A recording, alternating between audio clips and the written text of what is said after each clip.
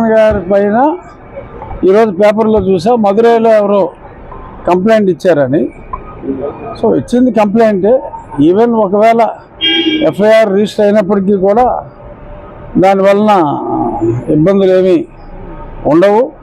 పవన్ కళ్యాణ్ గారు సూటిగా అన్య మతాలని గౌరవిస్తూ తన మతాన్ని తను ప్రేమిస్తాను అని చెప్పి అందరికీ అర్థమయ్యే భాషలో చెప్పారు. సో అందులో అపార్థం చేసుకోవడానికి ఏమీ లేదు. మనది లౌకిక వాదం, మన రాజ్యాంగమే సెక్యులర్ రాజ్యాంగం. అందరికీ గౌరవం ఇవ్వాలి. సో ఆ రకంగా మా మతానికి కూడా గౌరవం ఇవ్వండి అని ఆయన మాట్లాడటం జరిగింది. అందులో ఎటువంటి దోషం లేదు.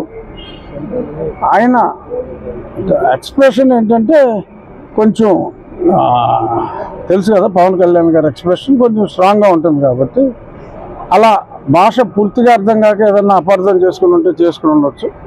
బట్ అదర్వైజ్ ఆయన మాట్లాడిన మాటలో 0.1% కూడా ఎంతో గౌరవంగా ఆయన మాట్లాడారు. నా కుమార్తె కూడా క్రిస్టియన్ మతం అని చెప్పిన తర్వాత ఇంకా అన్య మతాలని ఇంకా అంతకంటే గౌరవించే వాళ్ళు ఎవరుంటారు?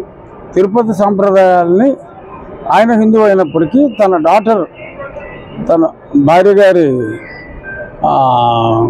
పెళ్లి కాకముందే ఆవిడ క్రిస్టియన్ కాబట్టి ఆవిడకి సమ్మతించే విధంగా తన డాటర్ బ్యాప్టిజం తీసుకుంది.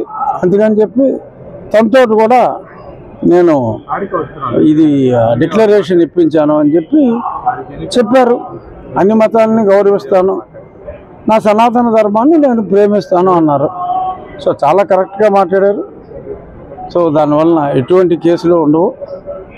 ఏదైనా ఉంటే ఆయన మీద ఉన్న గౌరవం అందరికీ కూడా మరింత పెరిగేలాగానే మాట్లాడారు. ఏముంది, లడ్డూ పైన అందరికీ ఆమోదయోగంగా ఉండేలాగా ఇటు అపోజిషన్ పార్టీ కూడా సిబిఐ కావాలన్నారు. సో ఇక్కడ అక్కడ ఇద్దరినే వేసి ఆ పర్యవేక్షణకి సిబిఐ డైరెక్టర్ని పెట్టారు. ఒక ఫుడ్ సేఫ్టీ అథారిటీలో ఉన్న సీనియర్ టెక్నీషియన్ కూడా అపాయింట్ చేయమని చెప్పారు. చక్కటి కూర్పు, డెఫినెట్గా ఉన్నట్టుగా రిపోర్ట్ వస్తుంది. ఆ రిపోర్ట్ వచ్చేదాకా రిపోర్ట్ ఎలా వస్తుంది అన్నది మనం మాట్లాడకూడదు, సుప్రీంకోర్టులో ఉంది కాబట్టి. That's all.